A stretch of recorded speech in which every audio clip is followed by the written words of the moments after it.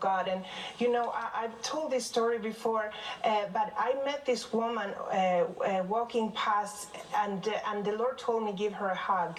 I gave her a hug. I didn't know her, she didn't know me, she was stiff in my arms, but the Holy Spirit told me that her daughter died 3 weeks ago.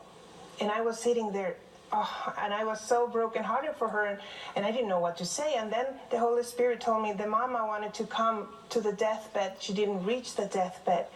So I asked this woman, did your daughter die 3 weeks ago? And she started crying. And then I said, and you didn't reach the deathbed, did you?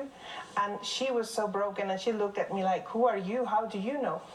And then I told her, God showed me. And as I was speaking to her, I saw her and her daughter sitting in a coffee shop talking. And I asked her, did you speak to your daughter in a coffee shop this Christmas?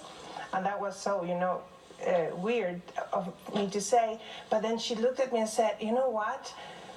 This Christmas I had a coffee with my daughter. It's the only one she ever allowed me to speak of God. She didn't accept. She didn't want anything to do with Jesus, but she listened to me. And then I felt the Holy Spirit say, tell her that even if she didn't reach the deathbed, I was there.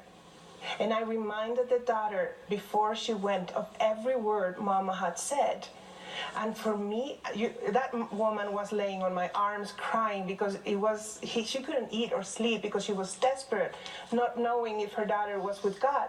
But this was God telling me she's okay because the mother gave her enough words that the Holy Spirit could use, and that became the landing place for the Holy Spirit.